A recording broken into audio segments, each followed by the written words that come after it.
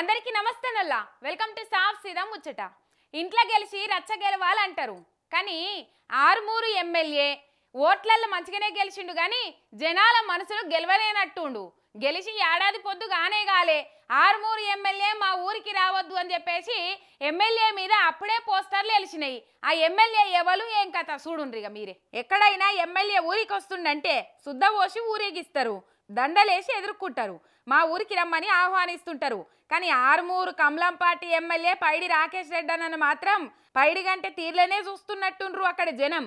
Armoor MLA మా ఊరికి రావద్దు అనుకుంటా నందిపేటకి వెళ్ళి ఊరంతా పోస్టర్లు వెలిసినాయి. ఇట్లా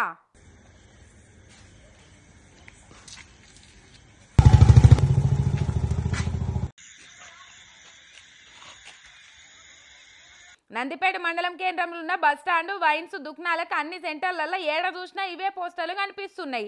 ఎమ్మెల్యే అయితే ఆరుమూరు కేంద్రం ఉద్ధరిస్తా అని మాటిస్తివి కదా, మరి ఏమైనా ఈ హామీలన్నీ? రూపాయి దావుకానా కడతానంటివి, అది ఏమాయే? యువతకు ఉపాధి ఎక్కడా? ఏడాదికి ఊరికి 10 ఇండ్లు సొంతంగా కట్టిస్తానంటివి, ఏడగడుతువి? హిందువులని రెచ్చగొడుతువి. ఏదైనా గుడికి చందాలు ఇచ్చినవా? హైదరాబాద్లోన నీ ఇంటికి నియోజకవర్గ ప్రజలు రావద్దంటవా? ఎందుకు? పేదోళ్ళంటే అంత సులకన నీకని గట్టిగా సొట్లు పెట్టుకుంటాను నిలదీయబట్టిండ్రు. అట్లుంటాయి బీజేపీ కాంగ్రెస్ వాళ్ళ హామీలు, వాస్తవంలో మాత్రం ఇట్లుంటాయి అన్నట్టు. అయితే ఇప్పుడు ఈ పోస్టర్లు ఎవలేసిండ్రు అనేది మాత్రం అస్సలు అంతు పడతలేదు. వేస్తే వేసిండ్రు కానీ మంచిగా గడిగిండ్రని మాట్లాడుకుంటున్నట్టు ఆరుమూరు పబ్లిక్.